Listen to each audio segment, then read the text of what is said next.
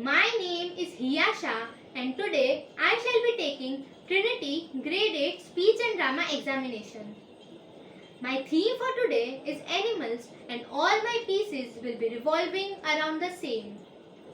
But in each of them I shall display a variety in mood and style. I shall begin with the play. An extract from the play Morning Raga by Mahesh Dattani. I shall be playing the role of an elderly villager, Appara, in conversation with Abhinay, who is a city boy who has come to the village in search of his roots. Abhinay has put up his mother's picture up on the wall with a sandalwood garland around it. He is taking out some of his mother's photographs from the chest.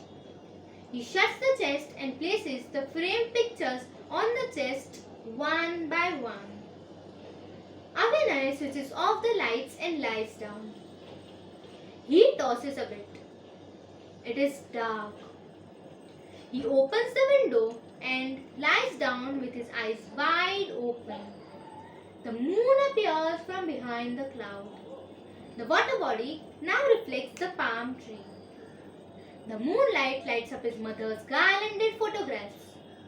In one of the photographs, his mother holds a Carnatic violin. Abhinay looks at it. He gets up and goes into the other room and has a conversation with his father. Cut to early morning, sitting near the riverside, Appa Rao is in conversation with Abhinay.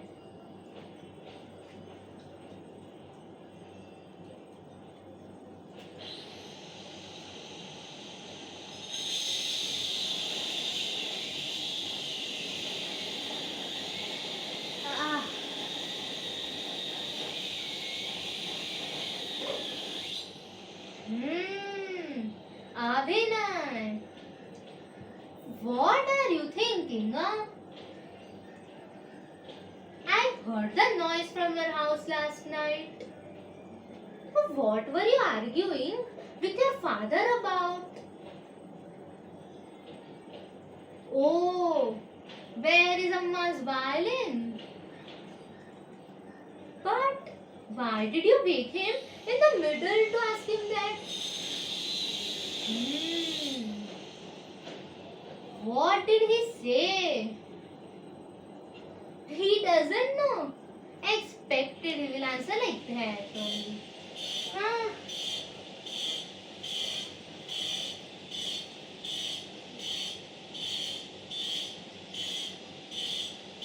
He would have said, God only knows. Why remember all the things that you gave away and to whom? Correct. Only one person knows and he won't tell you. Who is the person? Annapurna. I know what you are thinking. Such a small village and you don't know where a violin went. The whole village will know what you ate for dinner, but they don't know where mother's violin is. Correct. Everybody knows. But we forget. We forget all that we want to forget. Why remember all the things that bring you pain?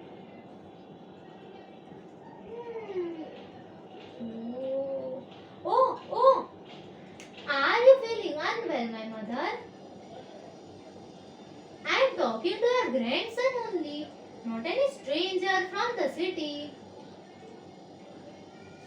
Do you know where the Carnatic violin came from? France. Many centuries ago, the French people presented their violin to the great King Tipu Sultan. Very proud people. The king then gave it to his musician because he was very unhappy with the sound. What is this ka sound? He said, make it sound better. His musicians then returned it to the French and showed them how to use it properly. That is how the Carnatic violin was born. Oh, the sun has come up. Annapurna, Annapurna. She is not feeling well today. I better wander away. Let me leave before the sun comes overhead. And you, stop worrying and thinking so much. Here, your aunt has sent some delicious village food. Do grab a bite. It will bring back some fond memories of your mother. Okay? Annapurna, let's leave.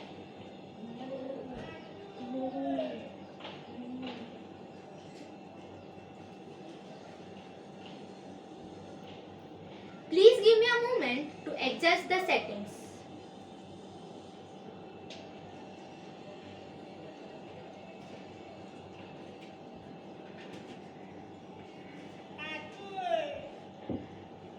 I shall now narrate the prose. An extract from My Family and Other Animals by Gerald Durrell. Is that the bloody boy again? Bellowed Larry. Look out, they're coming! Screamed Margot. All we need is a book. Roared Leslie. Don't panic, hit them with the book. What on the earth is the matter with you all? Mother kept imploring, mopping her glasses. It's that bloody boy! He'll kill the lot of us. Look at the table, knee deep in scorpions. Quick, do something! Look out! Stop screeching and get me a book for God's sake. You're worse than the dog. Shut up, Roger. By the grace of God, I wasn't bitten. Look out! There's another one! Quick, do something! Oh, shut up and get me a book or something. But how did the scorpions get on the table, dear? That bloody boy! Every matchbox in the house is a death trap. Look out! It's coming towards me! Quick, do something! No, it's coming towards me. Hit it with your knife. Your knife! Go on, hit it! As no one had bothered to explain things to him, Roger was under the mistaken impression that the family was being attacked and that it was his duty to defend them. As Lugarazia was the only stranger in the room, he came to a logical conclusion that she must be the responsible party. So, he bit her in the ankle. This did not help matters very much. By the time a certain amount of order had been restored, all the baby scorpions had hidden themselves under various plates and bits of cutlery. Eventually, after impatient pleas on my part, backed up by mother, Leslie's suggestion that the whole lot be slaughter was quashed.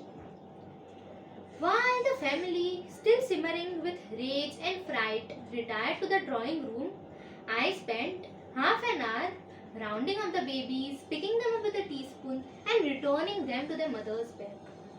Then I carried them outside on a saucer and with utmost reluctance released them on the garden wall. Roger and I went and spent the afternoon on the hillside, for I felt it would be prudent to allow the family to have a siesta before seeing them again. I shall now recite the poem The Cow by Roald Dahl. Please listen while I tell you now about the most fantastic cow. Miss Milky Daisy was her name, and when aged 7 months, she came to live with us. She did her best to look the same as the all of the rest. But Daisy, as we could all see, had some kind of deformity, a funny sort of lumpy bump.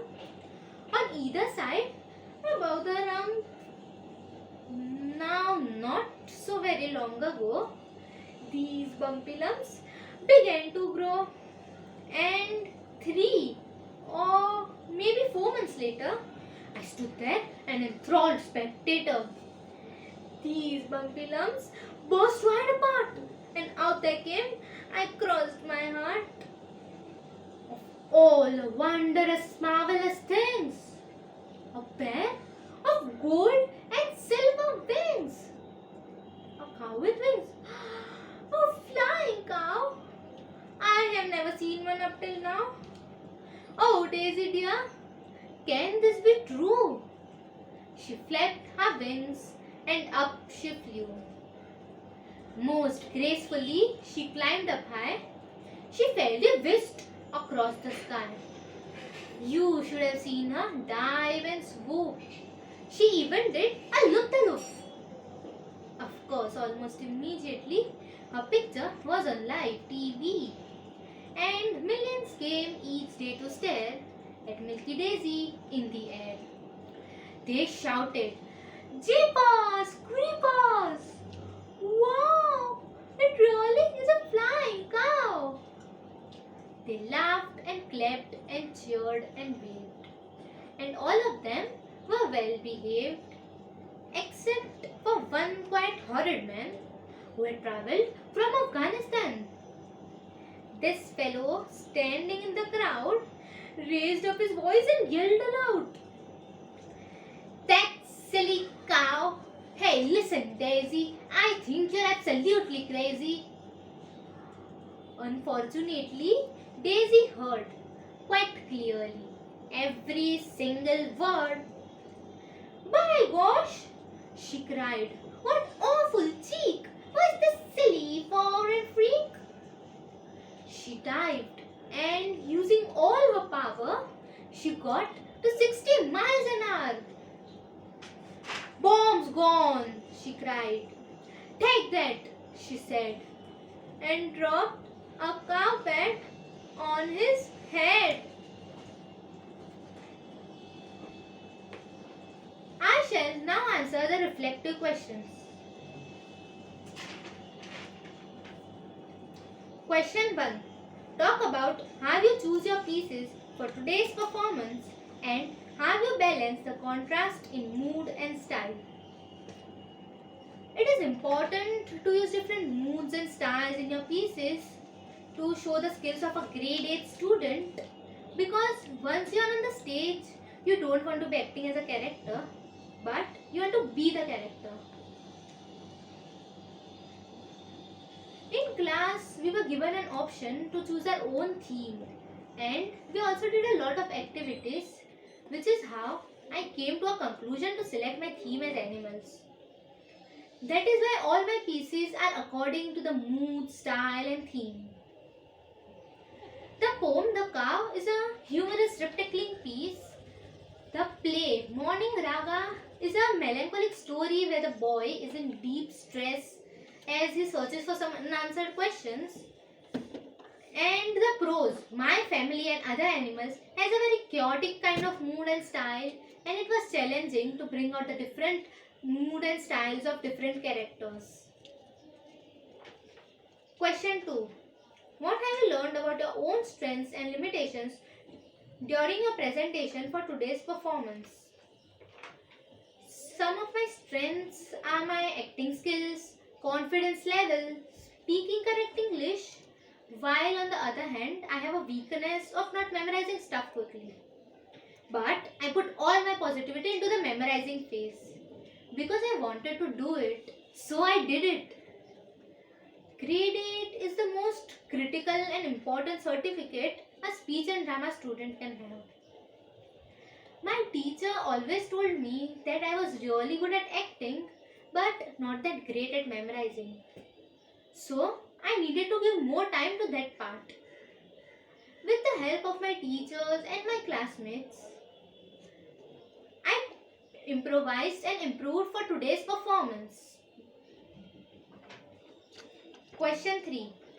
How have you developed your physical and vocal skills during your presentation for today's performance?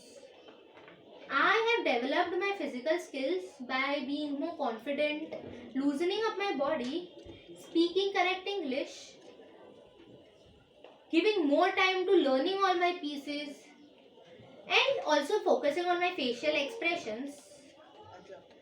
Coming to the vocal skills, I made sure that I kept in mind the pause, pace, and pitch, articulated my speech, and also clarified my diction. I had to use my voice and body thoroughly throughout the performance. Therefore, I developed my physical and vocal skills to give a technically correct performance. Question 4. How did you prepare yourself physically and emotionally for your performance program today? Where preparation in terms of physical is concerned, I made sure that I built the stamina and spontaneity by sheer practice. I also did regular breathing exercises and kept myself well hydrated to perform my optimum best. Where preparation in terms of emotional or mental is concerned, I made sure that I detach myself from who I am and get completely into the skin of my character. So I learned the nuances of the old villager, how he walked, how he talked, and in all my other pieces, I showed the true emotion of love and empathy that I have towards animals. So, combining both of this could roll out a stellar performance.